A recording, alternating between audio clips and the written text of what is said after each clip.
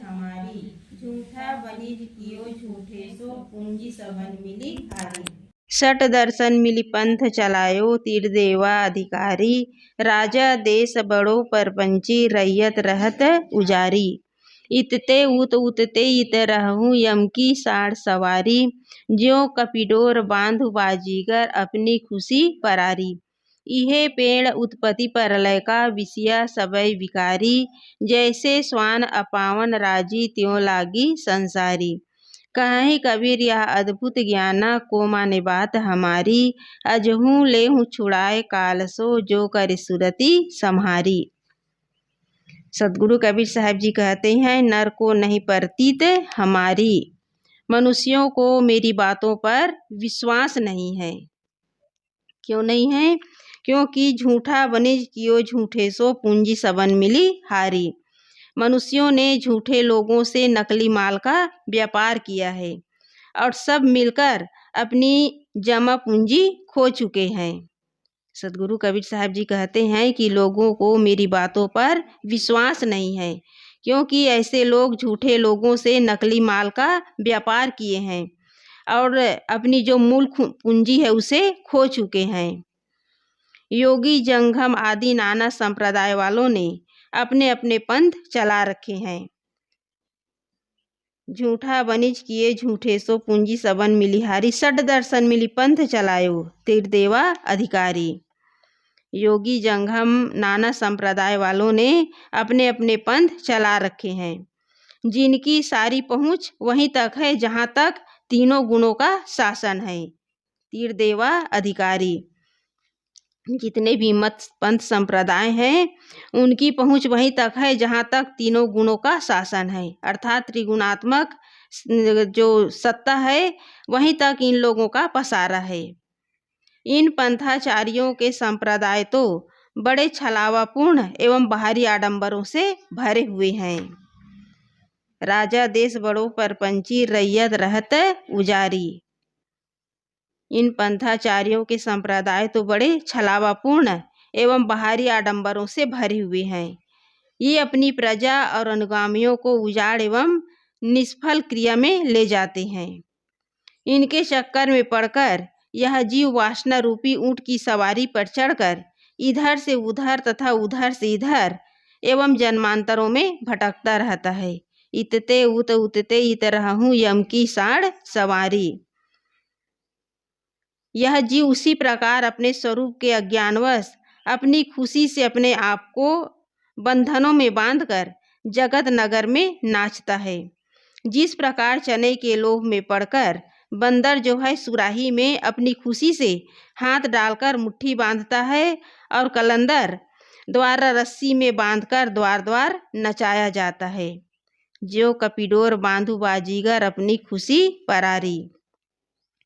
यह जीव जो है अज्ञानवश अपनी खुशी से अपने आप को बंधनों में बांधकर इस संसार में भटक रहा है। जैसे चने के लोभ में पड़कर बंदर जो है सुराही में हाथ डालता है और मुट्ठी को बांध लेता है, चने के लोभ में मुट्ठी को नहीं खोलता, और कलंदर जो है उसे बांध करके अपने वश में कर लेता है और द्वार द्वार नचाता है। यह निस्वरूप की भूल तथा विषयों का प्रलोभन ही जन्म मरण का मूल है। यह पेड़ उत्पत्ति परलय का विषय सबय विकारी। यह निस्वरूप की भूल तथा विषयों का प्रलोभन ही जन्म मरण का मूल है। विषय तो सारे ही मलिन होते हैं, वे चाहे स्थूल भोग के हो, चाहे रिद्धि सिद्धि या लोक लोकांतर के हो। जितने भी विषय विकार हैं ये सब मलिन होते हैं, परंतु संसारी आदमी तो मानो बिना नाक के होकर उसी प्रकार विषयों में आकंठ डूबा रहता है, जैसे कुत्ते गंदी वस्तुओं को खाने में खुश रहते हैं। जैसे स्वान अपावन राजी त्यों लागी संसारी। संसारी लोग जो है बिना नाक के होकर उसी प्रकार विषयों में आकंठ डूबा रहता है, जैसे कुत्ता जो है गंदी वस्तुओं को खाने में खुश होते हैं। यहाँ बिना नाक का अर्थ क्या है गीतू? बिना नाक के होकर,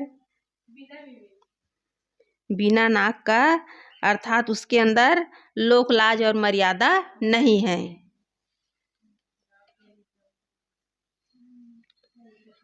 कबीर साहब कहते हैं कि यह मेरा ज्ञान लोगों को आश्चर्यजनक लगता है, इसलिए कौन मेरी बात मानने वाला है।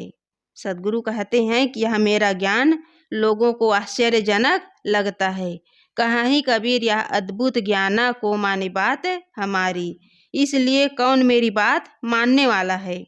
लेकिन यदि कोई अपने ध्यान को संभाल ले, अर्थात अपने को प्रपंच से हटा ले, तो मैं उसे भवबंधन से छुड़ा लूँगा। अजहू लेऊ छुड़ाए काल सो, जो करे सुरति सम्हारी। जो अपने आप को संभाल ले, मेरी बातों को कोई ध्यान दे, अर्थात अपने आप को प्रपंच से हटा ले, तो सदगुरु कहते हैं कि मैं उसे भवबंधनों से छुड़ा लूँगा। सदगुरु का यह कथन बड़ा मार्मिक है कि नर को नहीं परतीत हमारी। कौन विश्वास करे ऐसे फक्कड़ पर, जो न अपने आप को अवतार कहता है, न ईश्वर पुत्र कहता है, न पैगंबर कहता है, न देवता कहता है, न कोई चमत्कार दिखाता है, न किसी खुदाई किताब की दुहाई देता है। अपनी बातें मनवाने के लिए दुनिया के लोगों को कोई झांसा तो देना चाहिए। कुछ नमक मिर्च मिलाए बिना, कुछ झूठ बिना कौन सुनता है आवाज़। खालिस ज्ञान और खालिस आत्मा कल्याण चाहने वाले संसार में कितने हैं।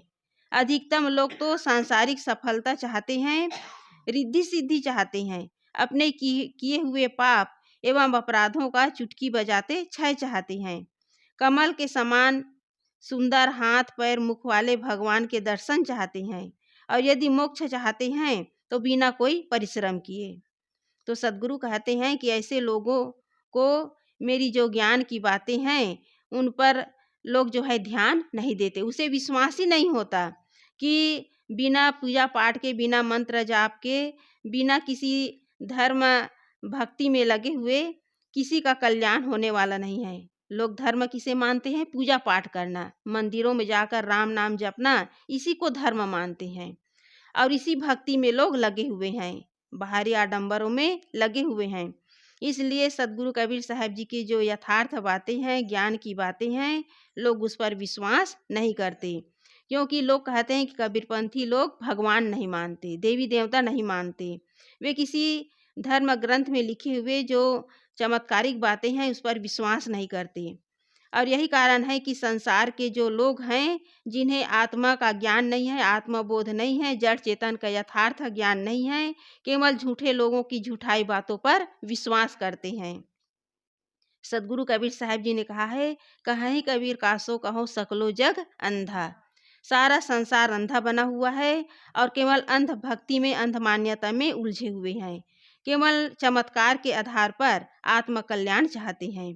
और ऐसे लोग जो महान ज्ञानी है, आत्मज्ञानी है, उनकी बातों पर विश्वास नहीं करते।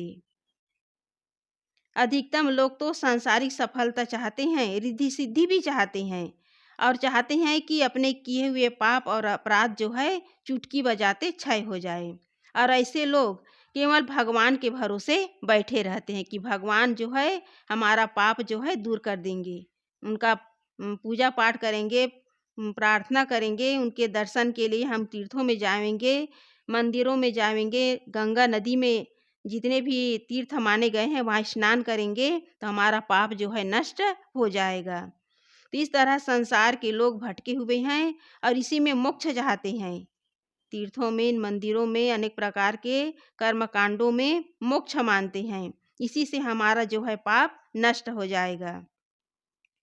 तो सदगुरु कहते हैं कि बिना परिश्रम किए किसी को कुछ भी मिलने वाला नहीं है। तो क्या इन लाभों का उपाय है कबीर साहब के पास? तो सदगुरु यहाँ प्रश्न करते हैं कि जितने भी संसार के लोग जो हैं बाहर लाभ चाहते हैं, स्वर्ग चाहते हैं, मुक्ति चाहते हैं, वो किसके पास है? कबीर साहब के पास, अन्य गुरुओं के पास नहीं है। वे लोग तो भटका रहे हैं, संसार के लोगों को भ्रम मान्यताओं में उलझा रहे हैं, लेकिन सदगुरु कबीर साहब जी के पास यथार्थ ज्ञान है और जो यथार्थ ज्ञान को स्वीकार कर लेता है उसके आधार पर वो अपना जीवन आगे बढ़ाने का प्रयास करता है वही ज्ञान से लाभ ले सकता है, अन्यथा लोग भटक ही रहे हैं। कबीर साहब तो इन सब का खंडन करते हैं। वे खरे ज्ञान की बात करते हैं और कहते हैं कि तुम्हें अपने श्रम से कल्याण करना होगा, तो इतना महंगा सौदा कौन पूछे। बिना श्रम किए, बिना परिश्रम किए लोगों को मोक्ष मिल रहा है, लोगों का कल्याण हो रहा है, लोगों का पाप जो है नाश हो रहा है, तो इतना महंगा सौदा कौन पूछे। क्योंकि चमत्कार को नमस्कार, जहाँ लोगों की भीड़ होती है वहाँ जो है चमत्कार की बातें बताई जाती है, लोगों को भ्रमाने के लिए, भटकाने के लिए बातें बताई जाती है। व्यास गादी पर बैठ करके जो कथावाचक लोग हैं यही तो बताते हैं कि मंत्र जाप कर लो, तुम्हारा पाप जो है नष्ट हो जाएगा। अमुक जगह स्नान कर लो, तुम्हारे अंदर जितने भी पाप हैं वह दूर हो जाएगा। न नहाने से पाप दूर होगा, न पूजा पाठ से, न यज्ञ हवन से, और न ही कर्म कांडों से।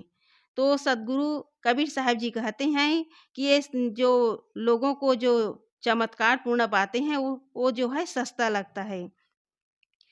तो परिश्रम करने की, पुरुषार्थ करने की क्या आवश्यकता। बिना परिश्रम किए यदि किसी को कुछ मिल जाता तो लोग जो है दिन और रात मेहनत क्यों कर रहे हैं, खेती किसानी धंधा व्यापार क्यों कर रहे हैं। केवल पूजा पाठ से सब कुछ मिल जाता, लेकिन बिना श्रम किए, बिना परिश्रम किए न आदमी को धन मिलेगा, न उसे आर्थिक उन्नति होगी और न ही कल्याण का काम होगा।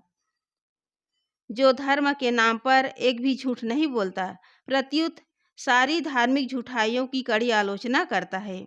तो सदगुरु कबीर साहब जी कहते हैं कि कौन करे इस पर विश्वास। जो धर्म के नाम पर एक भी झूठ नहीं बोलता, प्रत्युत धार्मिक झूठाइयों की कड़ी आलोचना करता है, उसकी बात कौन सुने। धर्म के प्रचार के लिए बड़ी बड़ी गप्पे चाहिए।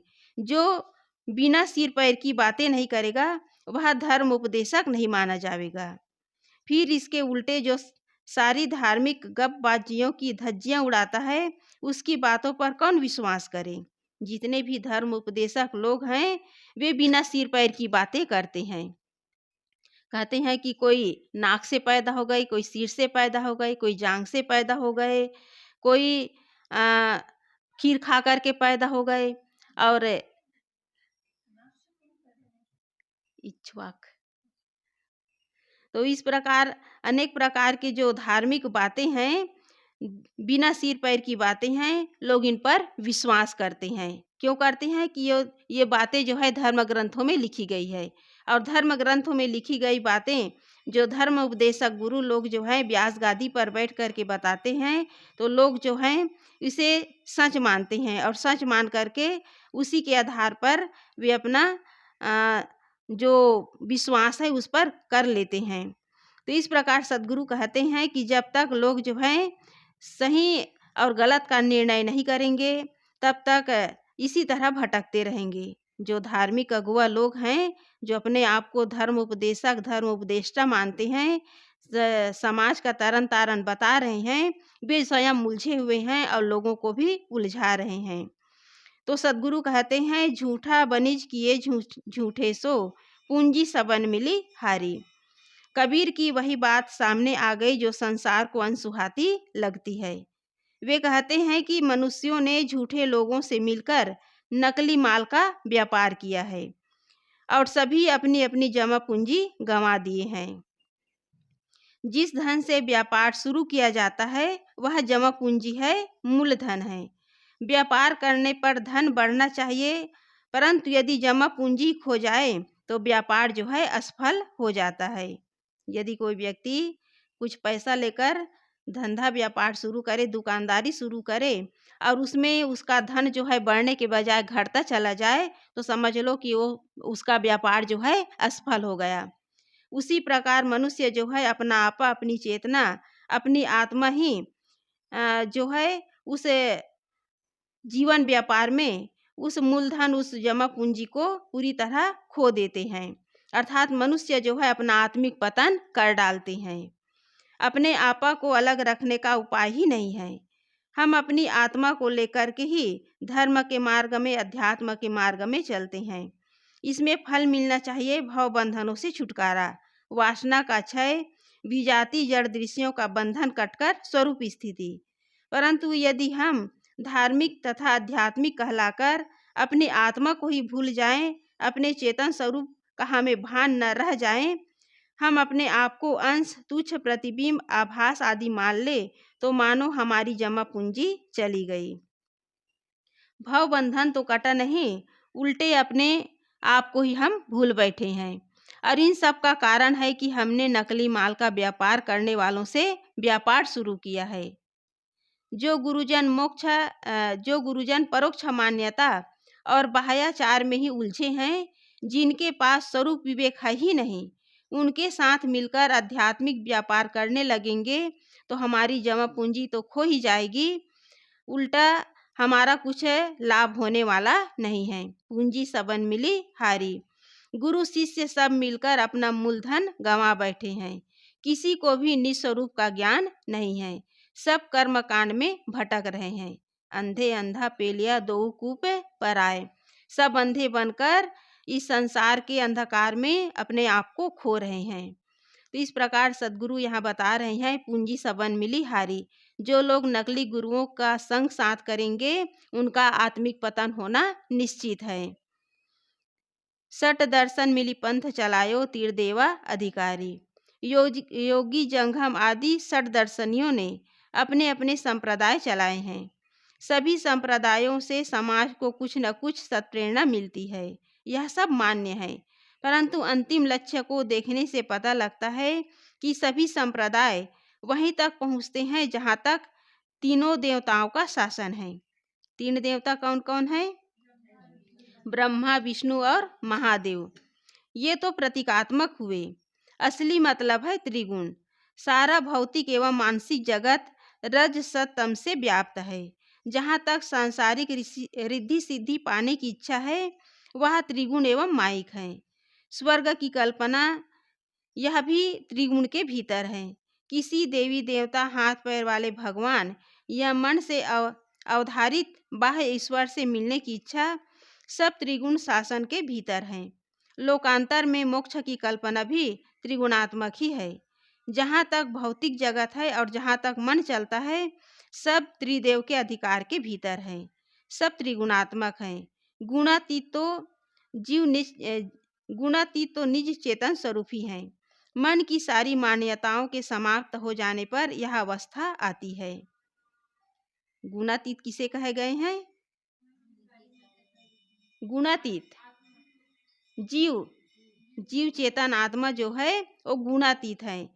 ये तीनों गुणों से परे है। न इसमें रज है, न तम है, न सत है। क्योंकि रस सत तम ये किसमें है? बाहरी जो भौतिक जो सत्ता है, इसमें त्रिगुणात्मक सत्ता है। जो भौतिक सत्ता है ये तीनों गुणों से भरे हुए हैं। इसमें रज सत तम है और तीनों अवस्थाएं हैं, जागृत, स्वप्न और सुषुप्ति। लेकिन चेतन जीव में ये तीनों गुण नहीं है, तीनोंपन नहीं है। ये तीनों अवस्थाओं से परे हैं, गुणातीत हैं। इसलिए सदगुरु यहाँ कह रहे हैं कि जितने भी मतपन संप्रदाय हैं, उनका पसारा कहाँ तक है? त्रिगुणात्मक सत्ता तक। उन्हें अपनी आत्मा का बोध नहीं है। जिसे अपनी आत्मा का बोध हो जाता है, वो तीनों गुणों से परे गुणातीत अवस्था में पहुँच जाते हैं। राजा देश बड़ो परपंची, रैयत रहत उजारी। किसी देश का राजा ऐसे हो जो धोखेबाज हो। वह अपनी प्रजा से छल बल पूर्वक धन छीन ले और उन्हें ले जाकर जंगल या जनशून्य रेगिस्तान में बसा दे, तो प्रजा का कल्याण कहाँ है? संसार के अनेक संप्रदायाचार्यों की भी यही दशा है। उनके संप्रदाय में बड़े बड़े छल प्रपंच हैं। धर्म के नाम पर असत्य बोलने में वे डरते ही नहीं। विश्व के शाश्वत नियमों, कारणकारी व्यवस्था, वस्तुपरक एवं आत्मपरक बुद्धि से उन्हें दूर का भी संबंध नहीं है। कर्मकांड, आशीर्वाद और पूजा के बल पर जनता को सब कुछ देने का झांसा और बात बात में देवी देवताओं एवं भगवान की दुहाई, अपने कर्म और श्रम पर विश्वास नहीं है। जो साधारण लोग हैं, वे कर्मकांड, आशीर्वाद के बल पर और पूजा के माध्यम से सब कुछ पाने का सस्ता नुस्खा, इसी मार्ग को लोग अपनाते हैं। सस्ता नुस्खा जो है लोगों को सही लगता है, सरल लगता है। और यही कारण है कि बड़े बड़े जो धर्माचार्य हैं वे लोग जो हैं साधारण लोगों को झूठी झांसा देते हैं और उनकी बातों में लोग जो है आ जाते हैं। अतिवीर राजाओं के देश इन संप्रदायाचार्यों के संप्रदाय बड़े परपंची हैं। इन्हें इससे सहज बात है रैयत रहत उजारी। यथार्थ ज्ञान और रहनी के बिना अनुगामी जन शून्य में भटकेंगे ही। जहाँ कुछ नहीं है वहाँ उन्होंने सब कुछ मान लिया है। निस्वरूप विवेक छोड़कर अपने लक्ष्य को बाहर खोजना मानो उजाड़ में भटकना है। जहाँ नहीं तहाँ सब कुछ जाने, जहाँ कुछ नहीं है वहाँ सब कुछ मान लिए हैं कि बाहर भगवान है और मानते हैं कि आकाश में ऊपर स्वर्ग में भगवान बैठा सब कुछ देख रहा है। वो सब कुछ का करता धरता है। यदि वो सब कुछ देख रहा है, सब कुछ का करता धरता है, तो संसार में भौतिक जगत में जो अत्याचार और अनाचार हो रहा है उसको भी तो भगवान देख रहा है। फिर उसको रोकने के लिए वे क्यों नहीं आते? तो लोग जो है इस पर विवेक नहीं करते, विचार नहीं करते और केवल पूजा पाठ और अनेक प्रकार के कर्मकांड के आधार पर, आशीर्वाद के आधार पर लोग जो है मुक्ति चाहते हैं, मोक्ष चाहते हैं, अपना कल्याण चाहते हैं। तो सदगुरु कहते हैं रैयत रहत उजारी, अर्थात लोग जो है झूठी बातों में आकर के अपना जो कल्याण का काम है वो तो नहीं कर पा रहे हैं, बल्कि अपना आत्मिक पतन कर रहे हैं। ऐसे लोगों का कभी कल्याण होने वाला नहीं है। तो इस तरह लोग जो हैं जो झूठ बोलते हैं, असत्य के मार्ग पर चलते हैं, स्वयं गलत रास्ते पर चल रहे हैं, इन लोगों के बातों पर आ जाते हैं और ऐसे लोग जो हैं केवल जीवन भर भटकते रहते हैं। ऐसे लोगों को कभी सही रास्ता नहीं मिलता, क्योंकि गलत लोगों की संगत से उन्हें सही रास्ता नहीं मिलता। वे लोग जो हैं सुमार्ग से हट करके गलत मार्ग पर चलते रहते हैं, स्वयं विवेक नहीं करते, स्वयं विचार नहीं करते और ऐसे लोग जो हैं शून्य में भटकते रहते हैं। निस्वरूप विवेक छोड़कर अपने लक्ष्य को बाहर खोजना मानो उजाड़ में भटकना है। तो इस तरह जब तक लोग जो है विवेक नहीं करेंगे, जब तक विचार नहीं करेंगे, अपने लक्ष्य को बाहर खोजते रहेंगे और वो कभी मिलने वाला नहीं है। इतते उत उतते इत रहूं यम की साढ़ सवारी। यह जीव अपने स्वरूप को न पहचान कर और अपने आप में न स्थित होकर इधर से उधर और उधर से इधर भटकता है। क्यों भटकता है? क्योंकि इसे यम की साढ़ सवारी मिली है। पहले ज़माने में लोग जो है दूर दूर की यात्रा किससे करते थे? ऊँट से करते थे। और ऊँट को राजस्थानी भाषा में क्या कहा जाता है? साढ़। ऊँट को साड़िया और ऊँटनी को साड़नी कहते हैं। यहाँ साड़िया को ही सदगुरु ने साढ़ कहा है। यहाँ साढ़ क्या है? यम। यम साड़िया है, ऊँट है। और ये यम क्या है? वासना। वासना बाहरी चीज़ों और बाहरी अवधारणाओं की ही होती है। कोई अपनी आत्मा में अनुरक्त हो तो उसे भटकने की आवश्यकता नहीं है। आदमी भटकता क्यों है? वासना के कारण। और वासना के कारण मनुष्य जो है बाहरी जड़ दृश्यों में उलझा हुआ है, विषयों में पड़ा हुआ है और यही भटकने का कारण है। भटकना तो तब होता है जब हम अपना लक्ष्य, अपना मोक्ष तथा अपना परमात्मा बाहर मानते हैं। बाहरी दृश्य की ही वासनाएं होती हैं, वे ही जीव को लेकर के भटकाती रहती है।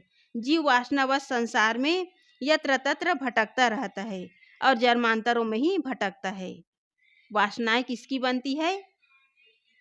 बाहरी दृश्यों की।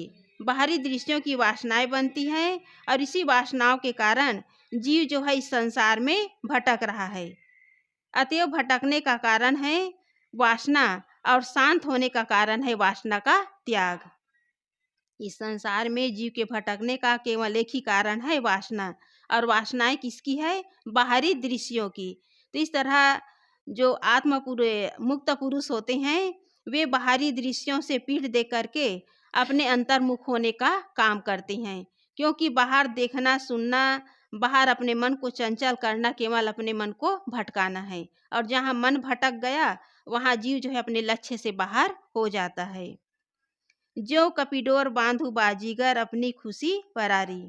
कलंदर जंगल में जाकर सुराही में चने डालकर उसे वहीं रख देता है। बंदर आता है और चने के लोभ से सुराही में हाथ डालकर उन्हें अपनी मुट्ठी में ले लेता है। इतने में कलंदर उसे पकड़ने आ जाता है। बंदर चने के लोभ में न चने से मुट्ठी खोलता है, न उसकी मुट्ठी सुराही से निकलती है और कलंदर जो है बंदर को पकड़ लेता है। फिर तो उसे डोरी में बांधकर गांव-गांव, द्वार-द्वार नचाता है। यह बंदर अपनी खुशी परारी हुआ। यह बंदर जो है अपनी खुशी से अपने आप को दूसरे के हाथों बांध लेता है, अर्थात अपनी खुशी से पराये के हाथों में बंधा है। यह जीव इसी प्रकार अपने आप को खुशी से बांधता है। जैसे बंदर जो है चने के लोभ में पड़ कर के अपने आप को बांध लेता है और कलंदर जो है पकड़ करके उसे घर घर नचाता है। इसी प्रकार जीव जो है अपने अमृत स्वरूप ज्ञान का उसे बोध नहीं है।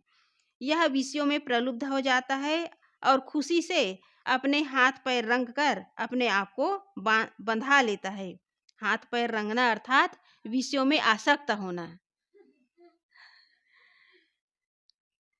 हाथ पैर को रंगना अर्थात विषयों में आसक्त होना। विषयों में आसक्त जीव ही अपने आप को बांध लेता है। यह पुत्रैषणा, वित्तैषणा, लोकैषणा में बड़ी खुशी से अपने आप को बांध लेता है। तो सद्गुरु कहते हैं कि यदि तुम कहते हो कि तुम्हें दूसरे ने बांध दिया है तो तुम झूठे हो। तुम्हें दूसरा कोई बांध नहीं सकता। हाँ, तुम्हें बांधने में संसार के महारथी लोग सहायक अवश्य होते हैं। संसार के महारथी लोग कौन हैं? एक तो माता पिता हैं, संसारी लोग हैं, और दूसरे गुरुआ लोग हैं जिन्हें आत्मा का बोध नहीं है। माता पिता संसारी लोग संसार में बांधते हैं, विषयों में बांधते हैं कि शादी में सुख है, पुत्र परिवार में सुख है, धन संपत्ति में सुख है। और गुरुआ लोग जिन्हें आत्मा का बोध नहीं है वो कहाँ बांधते हैं? देवी देवता में। देवी देवता परोक्ष अवधारणा में बांधते हैं। तो इस प्रकार संसार में ये महारथी लोग संसार के लोगों को बांधने में लगे हुए हैं।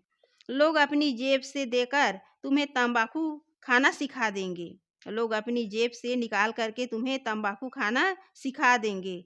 बीड़ी सिगरेट तथा गांजा भांग पीना सिखा देंगे। शराब ताड़ी पीना सिखा देंगे। चोरी व्याभिचार छल छद्म क्या नहीं सिखा देंगे। कोई धंधा पाने के लिए तुम्हें बड़े ठाट बाट एवं समारोह के साथ शादी में भी फंसा देंगे। बस तुम थोड़ा ढील हो जाओ, तुम्हें फंसाने के लिए लोग जो है तैयार बैठे हैं। अतएव यह सच है कि तुम्हारे बंधनों में लोग जो है सहयोग करने वाले हैं। यदि तुम न चाहो तो तुम्हें सारा संसार मिल कर के भी नहीं बांध सकता। बाहर के लोग तो तुम्हारी खुशी में शामिल हो जाते हैं। तुम बंधनों में खुश न हो तो तुम्हें कोई बांध नहीं सकता। तुम तो अपने मूर्तावश स्वयं बंधनों में आनंद मान करके बंधते हो। तो इस तरह संसार में कोई बांधने वाला नहीं है। केवल लोग जो है मन से ढील हो जाते हैं, अपने मन को कमजोर कर देते हैं और सांसारिक विषयों में सुख मान करके उसमें बंध जाते हैं। तो संसार के लोग बांधने के लिए तैयार हैं। यदि तुम्हारे अंदर निश्चयता है, तुम्हारे अंदर संकल्प शक्ति है, तो तुम्हें कोई बांध नहीं सकता।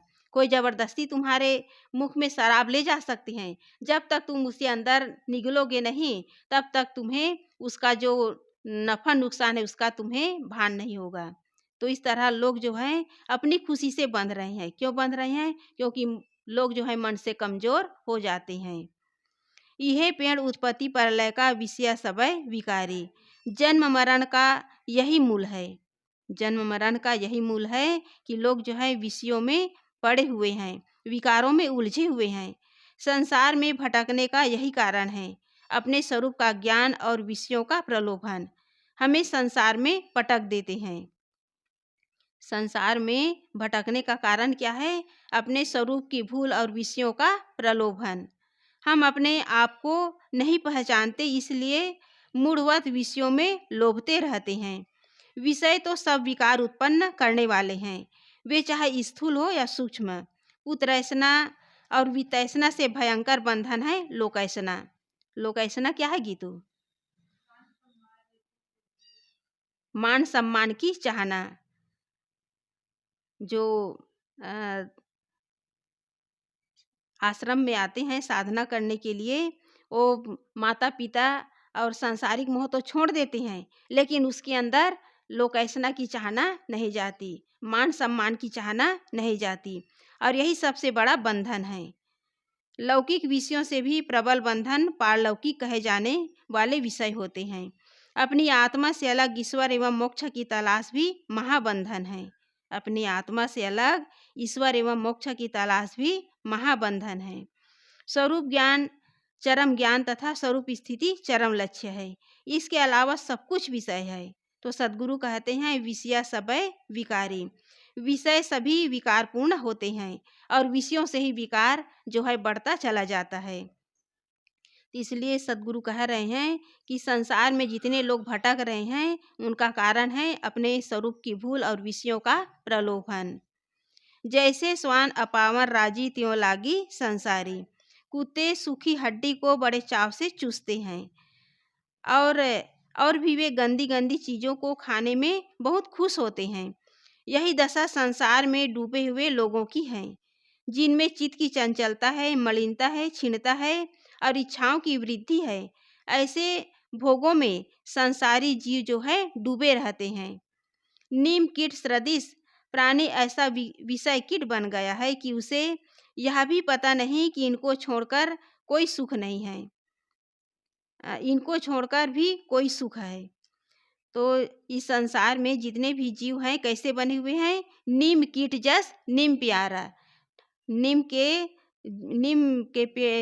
फल में जो कीड़े होते हैं वो समझते हैं कि यही इसी में मिठास है। इसी प्रकार सांसारिक लोगों को सांसारिक जो सुख है उसी में आनंद लगता है, उसी में उसे सुख लगता है, लेकिन उन्हें ये पता नहीं कि इसको एक दिन छोड़ करके जाना है, इसमें सुख नहीं है। वस्तुतः विषयों का त्याग कर देने के बाद आत्मानुभूति परम दिव्य सुख प्राप्त होता है जो नित्य है। इसका लोगों को भान नहीं है, लोगों को इसका ज्ञान नहीं है। इंद्रियजन्य सुख मलिन एवं क्षणभंगुर है और उसके पीछे इस इच्छा वासना एवं भटकाव का प्रबल दुख है, किंतु आत्मजनित सुख जो है प्रशांत अनंत एवं निर्मल है। जो विषय जनित सुख है वो क्षणभंगुर है, मलिन है और विकार उत्पन्न करने वाले हैं, लेकिन जो आत्मजनित सुख है वो कभी अपने से अलग होने वाला नहीं है, वो स्थायी है, निर्मल है और अनंत है। लेकिन लोग जो हैं विषय सुख को ही मूल माने हुए हैं और इसी कारण है कि मनुष्य जो है गंदी गंदी चीज़ों में अपने मन को लगाता है, विषयों में, अनेक प्रकार के विकारों में और गलत गलत आदतों में अपने मन को फंसाए हुए हैं।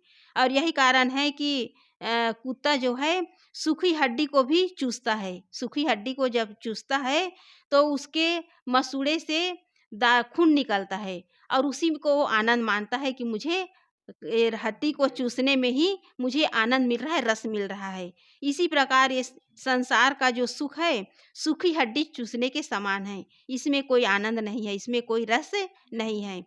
असली आनंद है अपने आत्मजनित सुख में।